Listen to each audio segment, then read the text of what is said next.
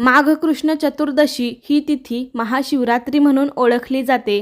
देवांचे देव आणि तिन्ही लोकांचे स्वामी महादेवांचा हा सर्वात मोठा उत्सव असतो। महाशिवरात्रीच्या दिवशी जी व्यक्ती व्रतपालन करते आणि भगवान शिव आणि माता पार्वतीची मनोभावे पूजा करते त्यांच्या सर्व मनोकामना पूर्ण होतात अशी मान्यता आहे। महाशिवरात्रीच्या दिवशी शिवलिंगाची विशेष अशी पूजा केली जाते। भगवान शंकराला भोळा शंकर असेही म्हटले जाते, कारण उपासना केल्यावरती लगेच प्रसन्न होणारा आणि इच्छित फळ देणारा हा महादेव सर्वांचे कल्याण करणारा आहे। तर आजच्या व्हिडिओमध्ये आपण नक्की महाशिवरात्र कधी साजरी करायची आहे आणि या दिवशी काय काय करतात अशी संपूर्ण माहिती मी तुम्हाला सांगणार आहे। त्यासाठी व्हिडिओ शेवटपर्यंत पहा, पण त्याआधी आपल्या चॅनलवरती नवीन असाल तर चॅनलला नक्की सबस्क्राइब करा। लगेच व्हिडिओला सुरुवात करूया। तर महाशिवरात्रीचा हा सण दरवर्षी माघ महिन्यातील कृष्ण पक्षातील चतुर्दशी तिथीला साजरा केला जातो। असे मानले जाते की या दिवशी भगवान शिव आणि देवी पार्वतीचा विवाह झाला होता। असे म्हणतात की महाशिवरात्रीच्या दिवशी पृथ्वीवरील सर्व शिवलिंगांमध्ये भगवान भोलेनाथ विराजमान असतात। त्यामुळे महाशिवरात्रीच्या दिवशी केलेली शिवाची पूजा अनेक पटींनी लाभदायी असते। तर पंचांगाप्रमाणे शुक्रवार दिनांक 8 मार्च 2024 रोजी महाशिवरात्री आलेली आहे। ही तिथी 8 मार्चला रात्री 9:57 सुरू होईल आणि दुसऱ्या दिवशी म्हणजेच 9 मार्चला संध्याकाळी 6:17 समाप्त होईल। प्रदोष काळातच भगवान शिवाच्या उपासनेला जास्त महत्त्व असल्याने महाशिवरात्री हा उत्सव 8 मार्च रोजीच साजरा केला जाणार आहे। अनेक ठिकाणी निशित कालात महाशिवरात्रीचं शिवपूजन केलं जातं। तर निशित काल हा शुक्रवारी 8 मार्चला उत्तर रात्री 12:25 पासून ते उत्तर रात्री 1:13 असणार आहे। तर महाशिवरात्रीच्या दिवशी म्हणजे 8 मार्चला भगवान शंकरांच्या पूजेची वेळ संध्याकाळी 6:25 पासून ते 9:28 आहे। याशिवाय ही पूजा 4 प्रहरांमध्ये केली जाते। तर ते 4 प्रहर कोणते, शुभवेळ कोणती हे मी तुम्हाला पूजाविधीच्या व्हिडिओमध्ये सांगणार आहे। आपण लवकरच पूजाविधीचा व्हिडिओ अपलोड करणार आहोत, तर त्यासाठी चॅनलला सबस्क्राइब करून ठेवा। त्या व्हिडिओमध्ये मी 4 प्रहर कोणते आहेत ते सर्व सांगणार आहे। तर या दिवशी लोक अगदी भक्तिभावाने भगवान शिव यांच्या शिवलिंगावर अभिषेक करतात, बेलपत्र अर्पण करतात। त्या दिवशी महाशिवरात्रीचा उपवास केला जातो। काही लोक महादेवांचा ओम नमः शिवाय हा जप दिवसभर करतात। तर काही भागामध्ये लोक शिवरात्रीच्या अगोदर 12 ज्योतिर्लिंगाला भेट देण्यासाठी जातात। तसेच या दिवशी महादेव मंदिरामध्ये भाविकांची खूप गर्दी असते। काही ठिकाणी या दिवशी मंदिराबाहेर यात्राही भरलेल्या असतात व महाप्रसाद सुद्धा असतो। शिवभक्तांसाठी तर महाशिवरात्रीचा दिवस एखाद्या सणापेक्षा कमी नसतो। महादेवाला समर्पित या दिवशी शिव आणि माता पार्वतीची विशेष अशी पूजा केली जाते। तसेच या दिवशी व्रत सुद्धा केले जाते। या व्रताच्या प्रभावाने विवाहितांना सुख आणि समृद्धी प्राप्त होते। पृथ्वीवरील 1 वर्ष म्हणजे स्वर्गलोकातील 1 दिवस।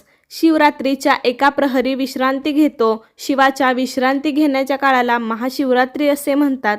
हे महाशिवरात्रीचे व्रत का करतात?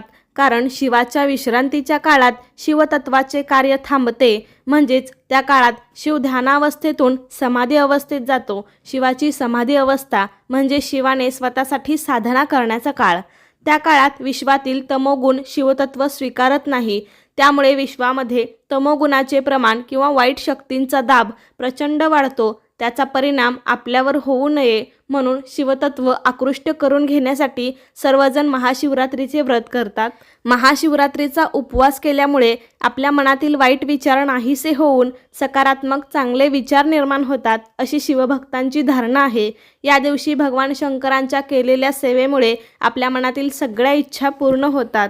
या दिवशी कडक उपवास केला जातो। या दिवशी अल्पोपहार, पाणी, दूध, फलाहार याचे सेवन केले जाते। त्याचबरोबर माता पार्वतीला भगवान शिव यांना प्राप्त करण्यासाठी कठोर तपश्चर्या करावी लागली आणि महाशिवरात्रीच्या दिवशी माता पार्वतीची ही तपश्चर्या सफल झाली। यानंतर त्यांचा विवाह भगवान शंकराशी झाला आणि अखंड सौभाग्य प्राप्तीसाठी महिला महाशिवरात्रीचे व्रत करतात। या महाशिवरात्रीच्या दिवशी आपण जास्तीत जास्त महादेवाची सेवा करायची आहे।